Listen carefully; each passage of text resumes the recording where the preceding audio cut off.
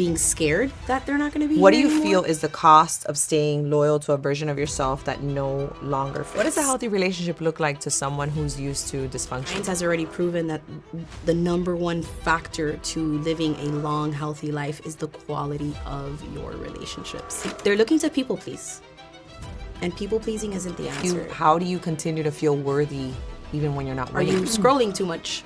Are you watching too much TV? How does someone begin trusting themselves after life has humbled them? We're wanting our partners to do the things that we're unwilling to do. We are not attached or identified by the things we've done. That's actually a very dangerous place. That is, I would say, the culprit to narcissism. Do you feel that strong women often break? What in does private. surrender look like for someone who likes control? Our minds weren't meant to rule our lives. Our minds are tools, and we get to decide how we use them. If you're someone that has never had peace and you're always activated by something happening in your life, when something's not happening, you're probably How do you bored. love deeply without losing Finish the yourself? sentence. Your life changes the moment you... Hi, and welcome. I'm Arlene Roche, and I'm so grateful that you're here today. This space is about truth. It's about depth. It's about the conversations that we don't always say out loud, but we carry quietly within us. It's about becoming better and healing deeper and forgetting all the noise and remembering who we truly are. Today's guest is going to share so much wisdom, so much life experience, and a story, a conversation for you, for me, for us, to learn, to grow, and to heal. And I'm so excited. So, for 16 years, she has served in healthcare at the highest levels. She has specialized in trauma, neuro, surgical intensive care. She's walked beside people that have faced survival, that have faced sickness, that have faced so many difficult things. And she has learned pain at the deepest levels. And she has helped people in the most vulnerable moments of their life. And today she serves as a transformational nurse coach because she realized that healing goes deeper than medicine, goes deeper than physical. It's emotional, relational. It's about, rooted in identity. And I'm really excited and I'm so honored to present Alexandra Marie Morales. Hi. Hi, thank you. I am so honored to be here and just to be serving your listeners. I'm really grateful to that you're be here. sitting with you. Thank you for the privilege and the opportunity. I'm going to jump into these questions, and they're very intentional questions, very deep questions. First of all, I'm so grateful that you're here. I feel like every time I speak to you, I get really emotional, and it was really, I had to go through this intro several times because I kept like getting emotional and but I want to hear about you, right? What do you feel is, or how do you know when people have outgrown the life that they have, that they are living, that they have? Well, when their current circumstances just aren't fulfilling them anymore, when they feel that there's a nudge and a pull to shift, they can no longer pretend that it's enough. And I would say it becomes very clear when you have to shift, when you're just not excited about what comes next. What truth do you feel that people are facing right now that would change everything, right? If they faced it? How deeply loved they really are by the one who created them, and that they're going to die one day. I think if people really understood how quickly life goes by and that every day is a gift, and they really, instead of being scared that they're not going to be here anymore and embracing it and accepting it, they would really consider like what they do with their lives on a daily basis, how they treat the people that they love, how they treat themselves, and the choices that they make. And then when you truly understand how loved you are, you're less worried about what people think and idolizing their opinions, and more interested in embodying the essence of who you are. What do you feel is the cost of staying loyal to a version of yourself that no longer fits? Resentment, regret, anger, unmet potential. If you're staying committed to a version of yourself that is no longer working for you, and probably failed relationships.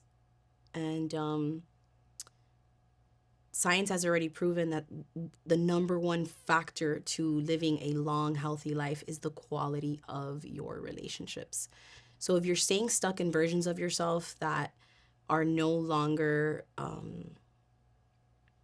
who you are, you're definitely going to be living a life of regret.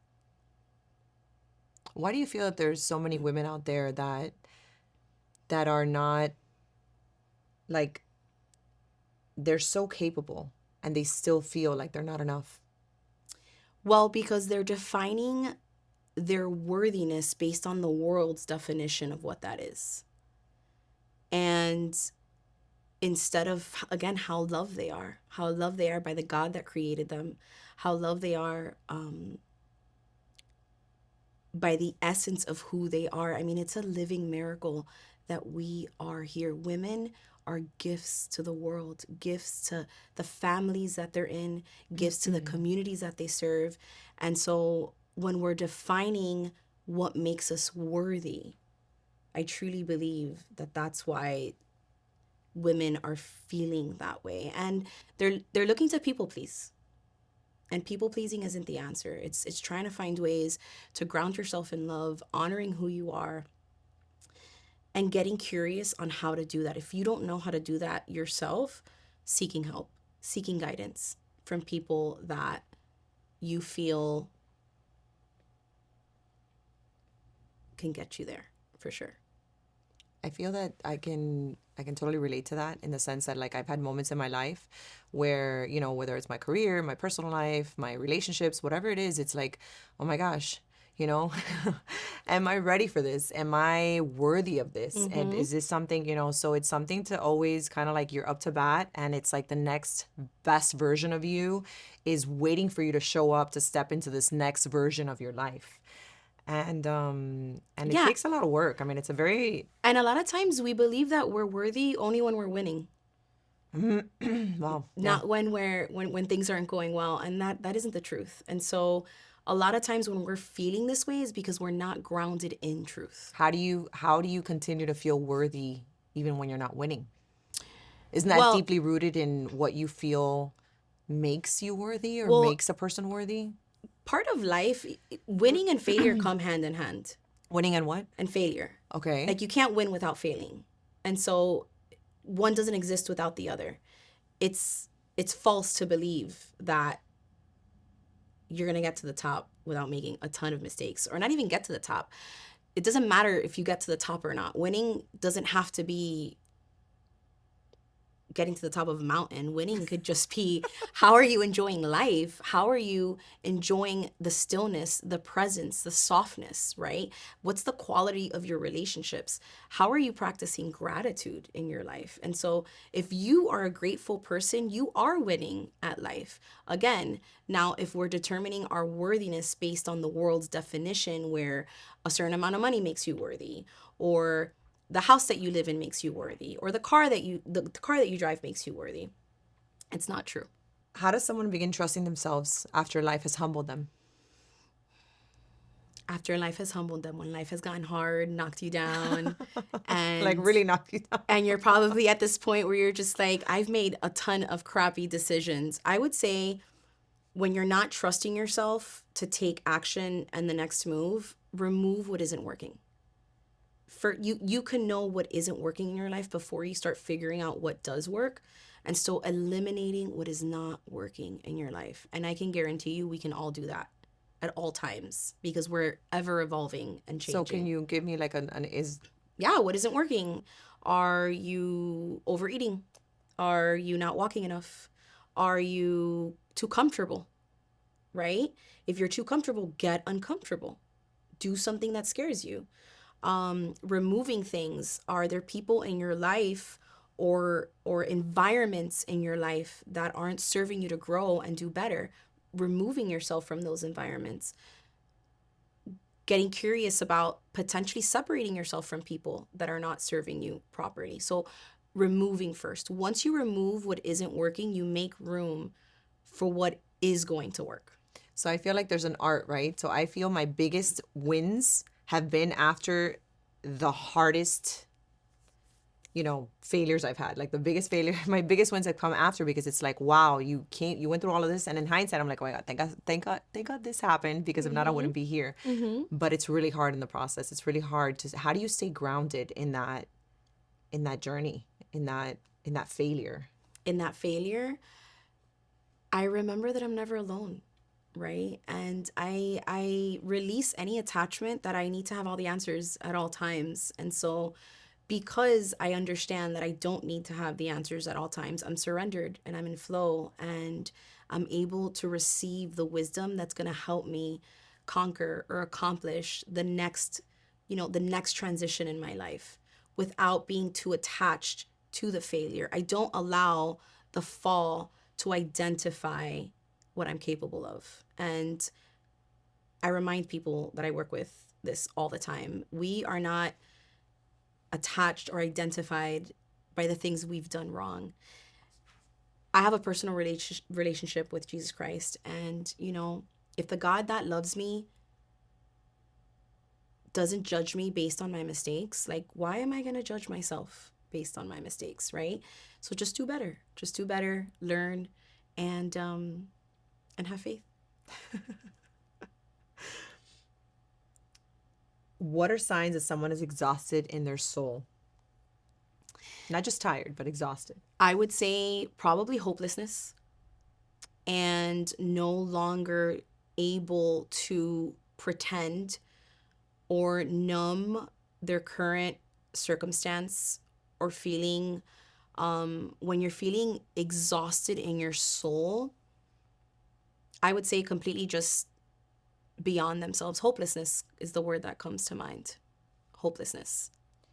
But that's a gift, because it's the soul asking you to dig deeper, to stop. It's no longer accepting the way that you're living your life. And so what I've learned in the despair of my soul is that it opened the door to what my heart was calling me to do.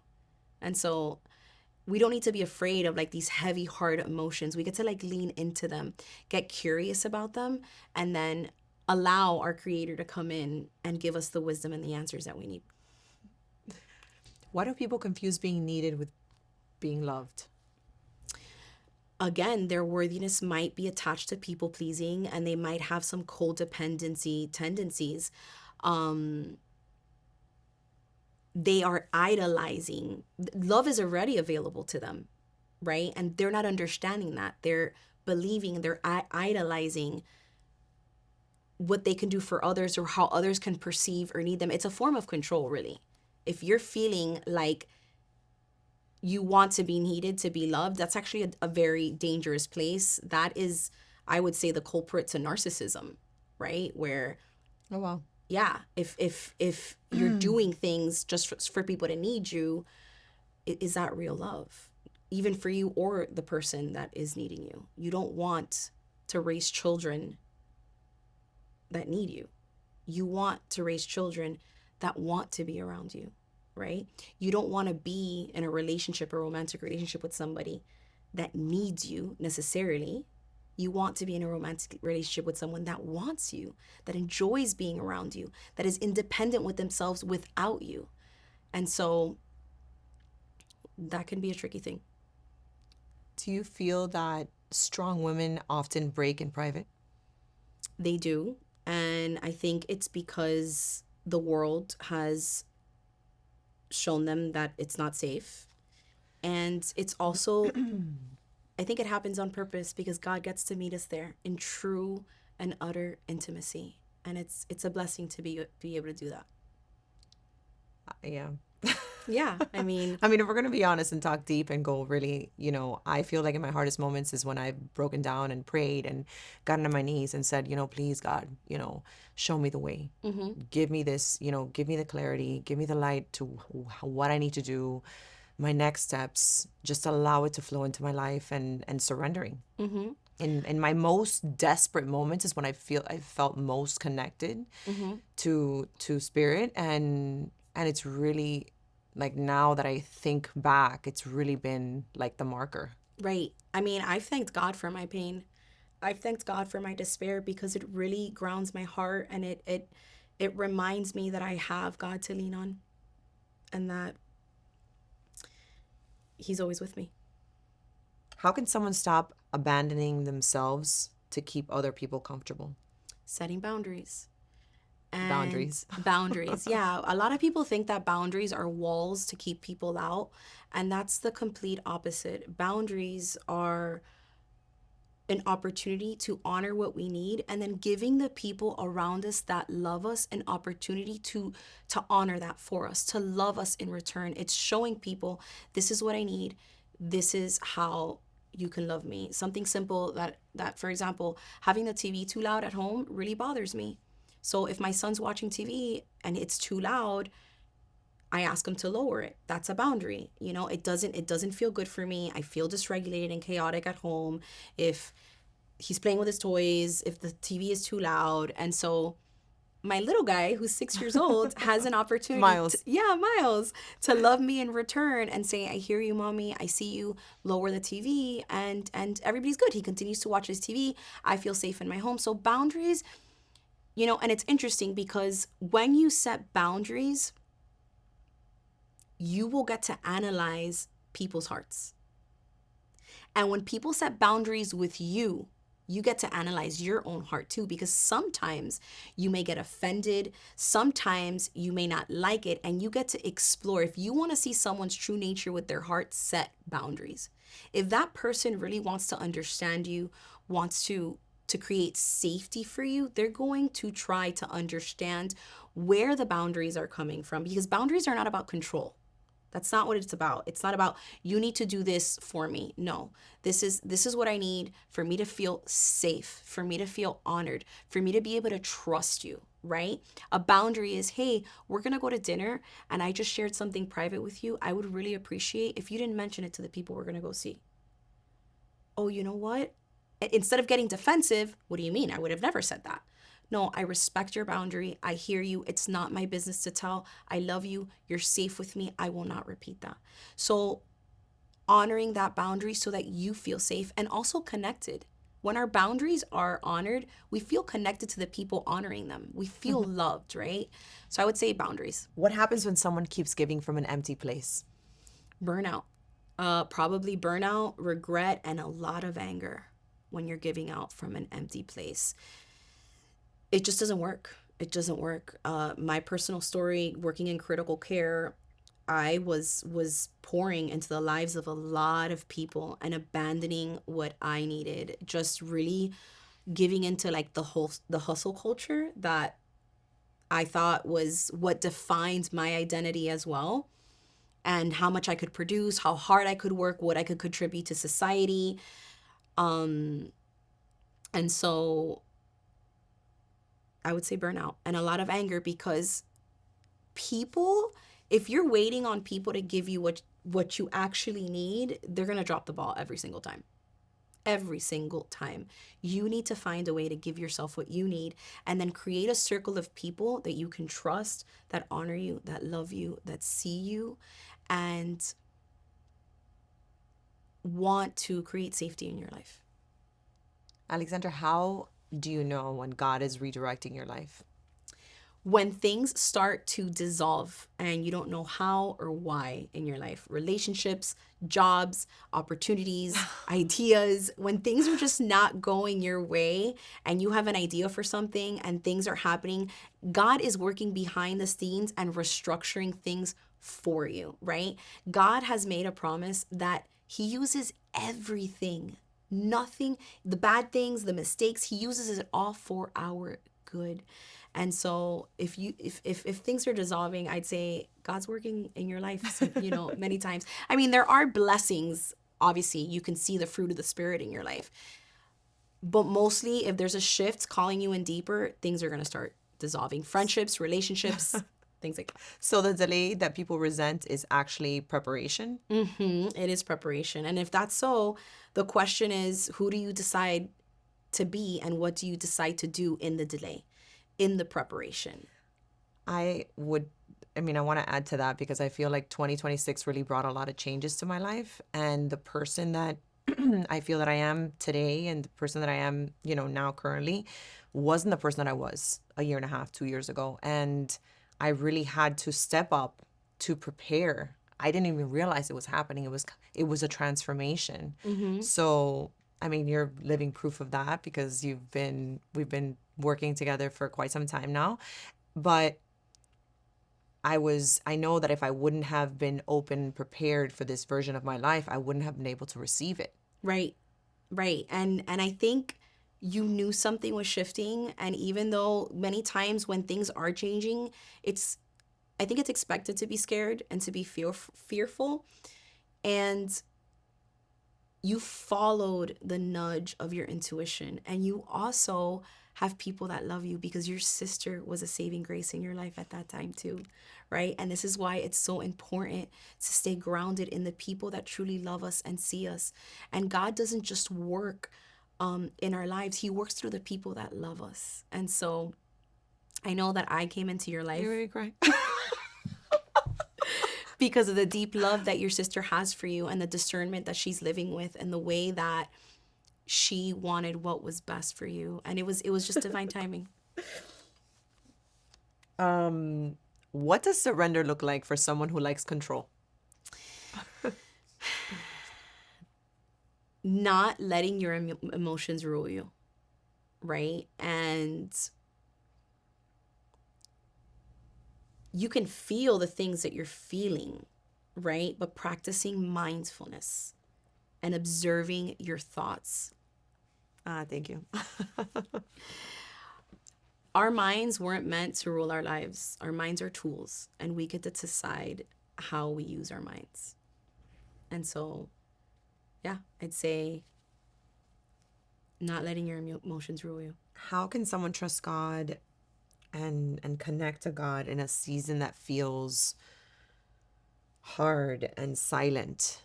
And silent, knowing his word, meditating on his promises. Isaiah 41:10 says, "So do not fear, I am with you." And so when you're meditating on that and feeling So do isolated, not fear, I am with you. I am with you. God doesn't lie, right? I mean, if there's no way that I'm not going to trust Jesus. If you look at Jesus' story, it's the most profound love story ever. And so focusing on God's promises, one verse that I told myself, and I tell myself still till this day many times, if I feel scared, if I feel overwhelmed emotionally, is Psalms 28:7. And I'll say it and meditate it over and over again. The Lord is my strength and my shield. My heart trusts in him and he helps me. That's his promise. That's his promise. And so if I am scared, if I am worried, I can meditate on that promise and understand that the God of creation does not make promises he won't keep, right? And so know who God is, meditate on his word. Don't, we have the privilege of having this book that God has left for us to read and to understand, right? People are so quick to listen to wellness gurus and spiritual teachers and all these other people accept the gospel, which is the most interesting thing to me. People will tell me things like, how do you know that it's real? Or I'm like, you read so many books. How do you know any of it is real? Right? And so just focus on God's promises, know who he is, know his character, and know his word. I feel like that, I know people that have faced death of loved ones and have faced disappointment. How do you rebuild faith when you face disappointment? Death of a loved one. Sometimes people that lose like their children. And these are hard. I mean, I know I'm throwing these hard No, questions. absolutely. You again, you focus on God's words and God's promises. If your heart isn't in the right place, you cannot perceive God's character. I would say a lot of the ways that we view God and and we view ourselves is based on the perception that we have. And so, a really good book that I've actually been listening to recently is Imagine the God of Heaven by John Burke.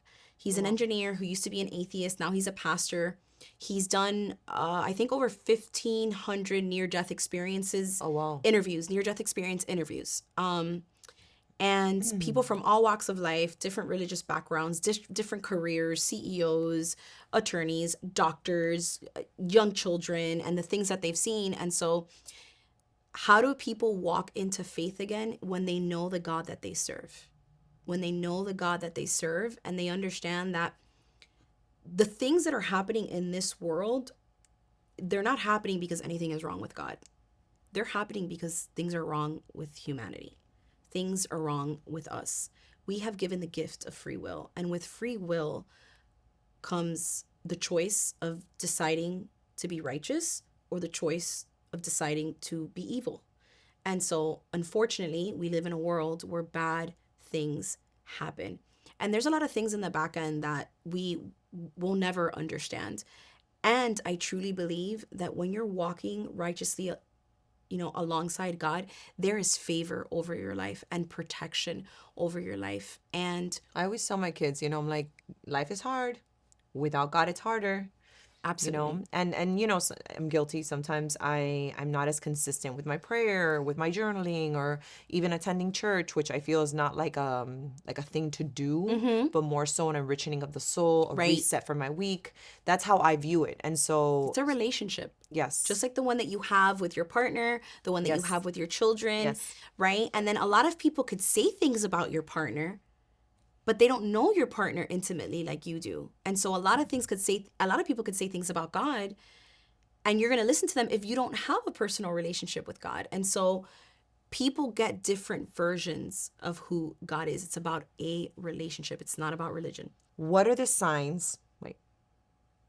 What are the signs that the body is carrying pain that the mind has normalized? Chronic illness, physical manifestations of chronic illness. Do you feel like that's why people get sick Absolutely. more than genetics? Yeah, yes. Oh no. I mean, autoimmune diseases are one of the most rapidly growing health concerns in the United States right Wow. now. And I actually have a program, a coaching experience, a 12-week coaching experience for people suffering with autoimmune diseases. And Autoimmune diseases would be, would be for those like who don't know. if you're having issues with your thyroid, if you're having hives and rashes, it's your immune system attacking your own body. Your body no longer feels safe within itself. Wow. It's chronic fatigue, hair loss. You might not be able to get pregnant. It's chronic inflammation in the body. And so what's happening is if you're feeling pain and it's not coming out, it's getting stored inside your body. And that pain is manifesting in many ways, not just physically, but also emotionally, the way that you're speaking to people, your unwillingness to forgive, your unwillingness to give people grace to make mistakes, right? And bounce back from them. And so I would say be very cautious with that and listen to the alarms of the pain that's within, and anger. If you see someone that is very angry, they're living with a lot of pain. Yeah. Yeah. Why do people stay busy? Because they're afraid of being still. Because their worthiness is attached to their productivity, right? And then sometimes too, we also believe that the busier we are, the more important we are. I'm of the thought that I mean, I have done this so many times in my life where I've done things and I'm like, all right, put that behind me. What's next? And it's like, okay, take time to process it. Take time to process it, to have that gratitude, to have that, but then don't stay there. But also I feel like in the stillness is when the biggest things happen, is when the preparation Well, in the happens. stillness is where God is. Wow. In the stillness is where divine wisdom is. Proverbs chapter 4, verse 7. No, verse 6 tells us, do not forsake wisdom, and she will protect you. Love her, and she will watch over her. Stillness is where wisdom lies. And if we're not looking for wisdom within and from the source and other people around us, that's a very dangerous place to be in. I think pain is the gateway to learning stillness. Yeah. to learning, because when you are in deep pain, whether it's emotional, physical, mental, whatever it is, you're in a state of stillness to really observe and say, wow, this is happening in my life. Mm-hmm. What can I do to get out of this situation? So And that's why that, pain is a gift. yes, That's why I've thanked God for my pain. but it's hard. It is hard. It is So how do hard. we manage that hard? Well, when we understand that it's all working for our good, it's all working in our favor. The pain, sometimes we're so focused on trying to understand things instead of just allowing things to flow and being unattached to the way that life is unfolding. We have this idea of what life needs to look like and what it should look like, instead of, number one, understanding that every human being on the planet is an individual being. Like, what you like might not be what I like, what that person likes, and so cultivating a life of authenticity that feels good to you doesn't need to look good to everybody else, that actually feels good to you. Alexandra, what does healing actually look like in real life? Oh my gosh, healing looks messy, okay? I was going to come up with these questions today. Healing looks messy, and I would say healing is shifting your identity, setting boundaries, reorganizing the environments and the people that you're surrounded by, shifting, did I say shifting your patterns? Shifting your patterns and the way that you've done life up to then. If you really want to embody healing, if you are a person that is physically ill, that is spiritually fractured, that is emotionally anchored down in really hard emotions like shame and guilt and fear, your perspective needs to change in order for everything else needs to change. And then the Spirit provides. The Lord is made strong in our weaknesses, right? And so we get to celebrate our weaknesses. We really do. How can someone create peace when all they know is chaos and chaos is so familiar? Setting boundaries. When chaos is very familiar, being present in stillness too, and understanding, like, what role am I playing in the chaos that's transpiring in my life? And taking accountability, taking full accountability for the choices that they're making, and no longer blaming. A lot of people that are in chaotic environments like to, I think, participate in the blame game. It's this person's fault that this happened. It's that person's fault. Listen, people are going to drop the ball in life, right? And even our parents are going to make a lot of mistakes, right? There are a lot of wounds that people have with their parents. And Even as parents. right. I'm a lot more understanding and a lot, I'm not as, not that I was judgmental, but you normally look at your parents and you're like, oh, well, they're this and they're that. And and then you realize you're like, I'm a parent too. Right. And I'm doing the best I have with what I know. Exactly. And they did too, and even if sometimes They're people on this they're earth people, as well. and some parents did I used some to think really my parents were hurtful like things. superheroes. Yeah, I mean, we're blessed when we have good parents, and unfortunately some people don't. I would say when you're used to the chaos, creating structure and discipline in your life and staying disciplined to your values. Like, what do you value?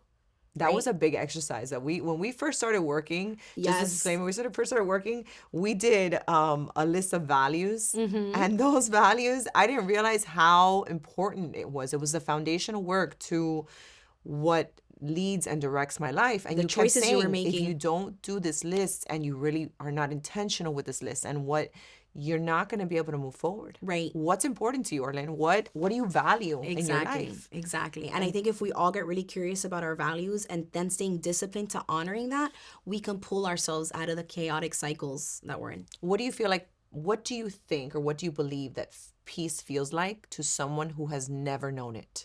Boredom. Wow, boredom. I feel like Boredom. yeah, if you have just been, Boredom equals peace? yeah, if you're someone that has never had peace and you're always activated by something happening in your life, when something's not happening, you're probably bored. You're probably bored. You don't know what to do with yourself.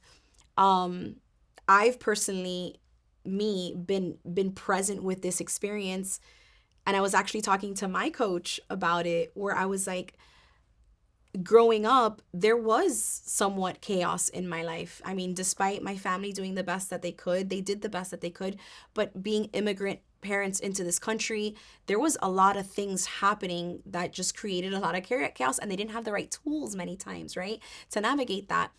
I've reached a state in my life where there's stillness right now, and I'm like, am I bored, or is this an opportunity for me to just continue getting creative now, really embodying who I am, what I want to put out into the world, and the legacy that I want to leave. So many times it could seem like boredom. Why do people repeat the same relationship lessons in different phases? Because they're not ready to face themselves. And so So you feel like this repetitive pattern in our relationships are because we haven't dealt and faced with our own pain yeah, I mean, or there's this, wanted to face our growth. right, we're not wanting to face our growth. We're wanting And our what partners to is do uh-huh. the things that we're unwilling to do. So like if we're complaining about something that our partner is doing, um, you know, I want my partner to respect me more, or I want my partner to listen more. Are you respecting yourself more? Are you listening to yourself more? And so when we're looking outside of ourselves to heal the wounds within that need healing, we're not spending enough time attending to these wounds, getting curious about them. We're just numbing them. We're numbing them with the next relationship.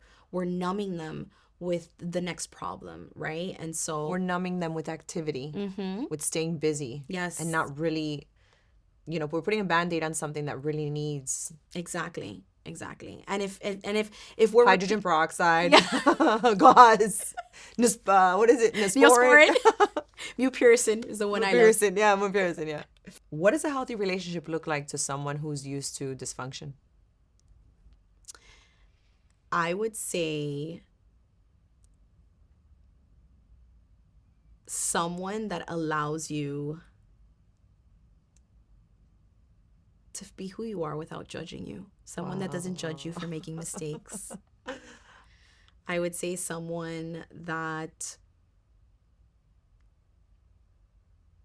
gives you grace, right? Someone that allows you, sees you for who you are, witnesses your life and the unfolding, and doesn't keep you anchored and in an identity that doesn't serve you anymore.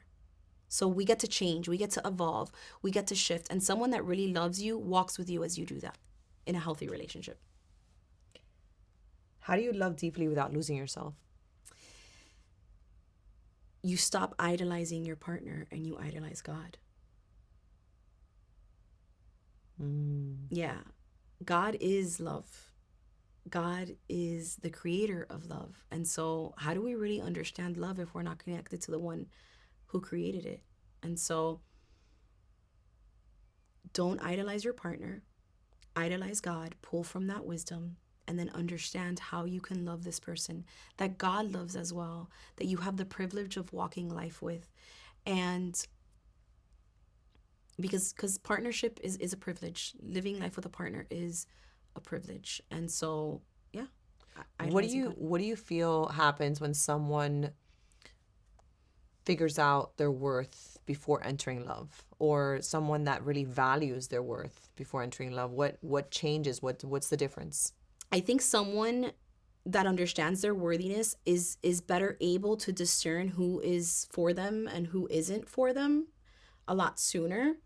And I think that someone who understands their worthiness is someone who respects the person that they're with, and also appreciates respect, extends grace, love, and kindness. And so, yeah, I would say once you really understand your worthiness, you're no longer going to compromise the level of love that you know you're worthy of. What is one thing that listeners are delaying that's costing them their peace? Living in the present moment. Living in the present moment. And How do we live in the present moment? I mean, I am being the devil's advocate for whoever is listening and is like, obviously we've all done different work in our life on a spiritual and on a physical and a mental. We're all in a different journey. But How do you become more present? What are things we can do today to be more present, to be more in our Focusing bodies? on where your feet are planted, where you are right now. Yeah.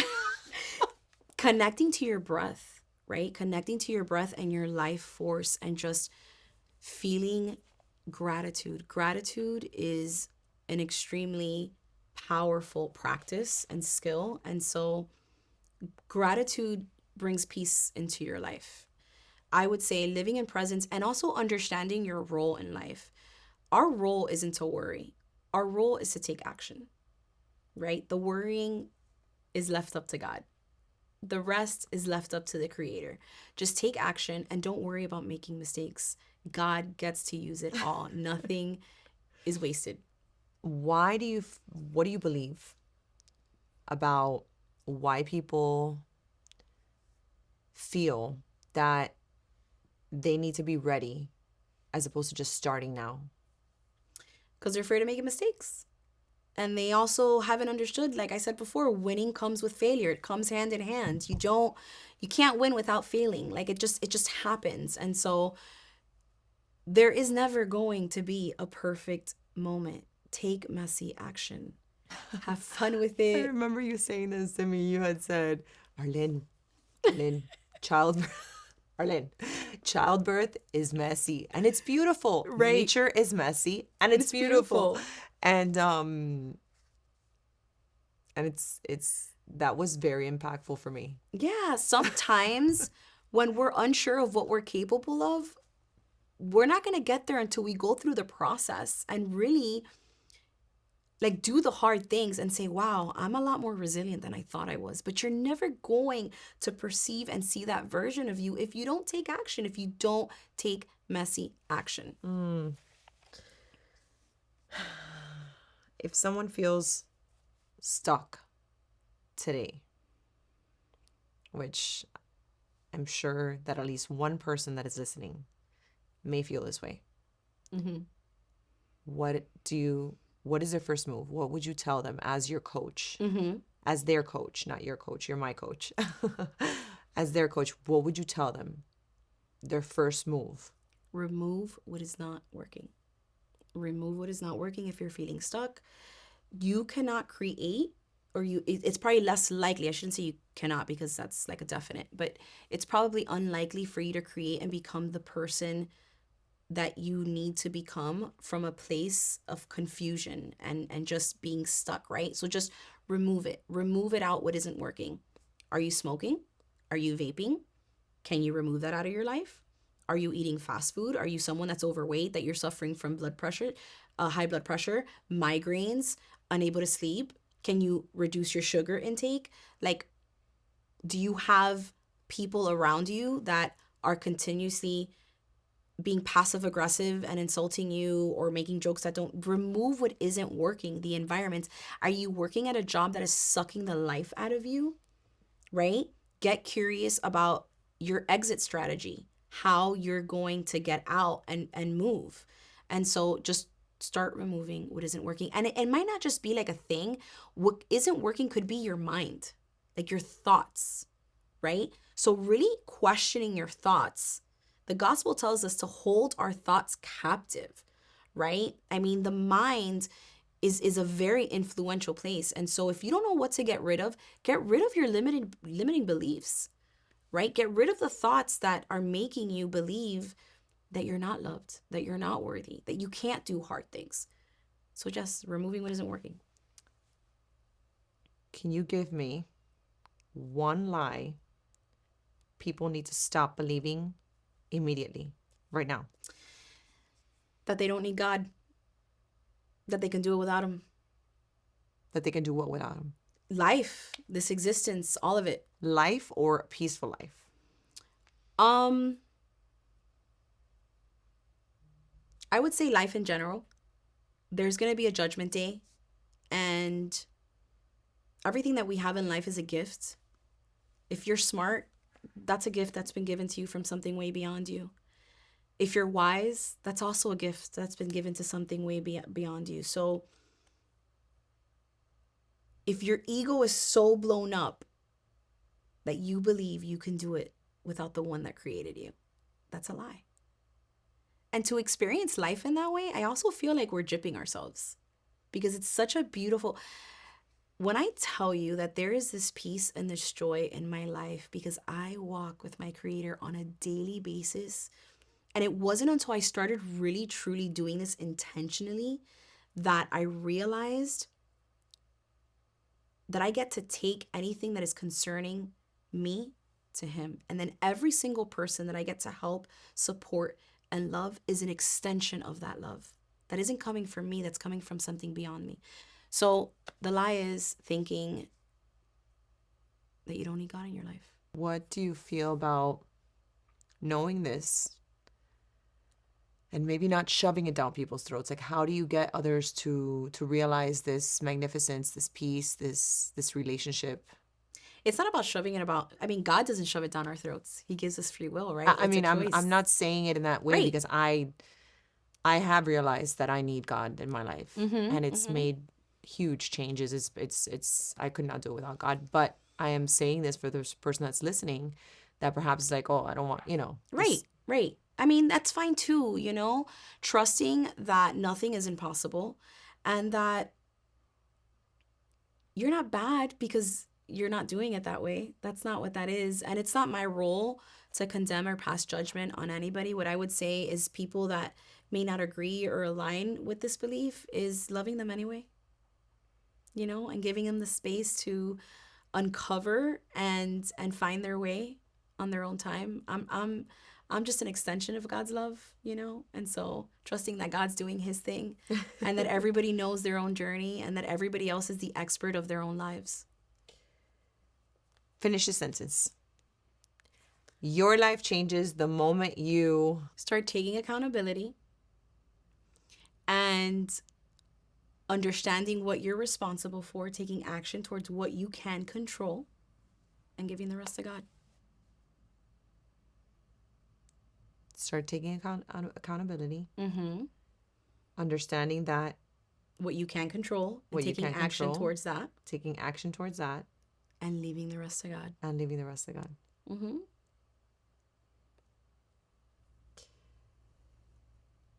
If every person listening truly remembered who they are,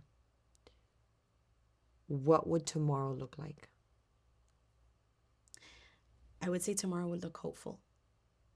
It would look hopeful because if we all realized the miracle and the privilege that it is to live this life, even though I know it's hard and scary, and even then, so many people never got the opportunity to be here for whatever reason, right? If we understood the gift that our life is, life, and also how strong we are, truly, and that we don't need to pull from our own strength. There's something deeper within us just waiting for us to partner with. There would be hope for the next day. Thank you for coming today. Where can we find you, hear about you, work with you? I mean, I'm definitely one to recommend you to everyone because I have seen the changes firsthand in my life, and I've seen the work and you walking beside me and guiding me and helping me heal. Thank you. Instagram at the.peoples.rn. You can find me on Instagram. For At now, the dot people, at the dot peoples people's dot dot rn. RN. Yeah, you can find me there. Your And company's called the People's RN. the peoples RN. Yes. Coaching and consulting. Yes. And as you know, I coach people just I've been doing actually recently a lot of business coaching, a lot of entrepreneurship Oh coaching. wow. Yeah. I had no, I mean, we've talked. So it's one of the things that we do when we work, just to give you a little bit of insight. Whenever it's anything related to business or to professional goals, we do aligned actions. We target it. We take it apart, and it actually is a lot simpler than what it is. It's Right. more about like getting caught up in like, and a lot of people, I mean, including myself, have been in moments where I'm like, all of this happening. Get a coach. I mean, my coach has changed my life. And If you're looking for support to be better and do better, get a coach. This is why pro athletes have coaches. Very successful people have coaches. And what's happened too is like coaching hasn't been something that maybe the middle class population has been aware that it's available to them, and so it is. And so trusting and taking the leap too, because coaching is an investment. It's an investment though that you're never going to regret. For me, coaching has just changed my life in so many ways that it's been such a gift. And I know that my coach loves me. I know that my coach calls me forward. I know that my coach serves me. And it's not that I know what's best for you. It's coaching is not about me giving you advice. It's about grounding you in the essence of who you are and pulling out your own wisdom, right? Because you are the expert of your life. I'm not the expert. And so in doing my own work and being present with my work daily, my humanity daily, it's like I get to walk with you. I get to guide you, right? And it's the greatest privilege and honor. And I feel so lucky to be doing the work that I am doing. And to be here. I'm so happy to be here. Love you. I love you. And I can't wait for your listeners to just, I know that they're going to get so much out of your show.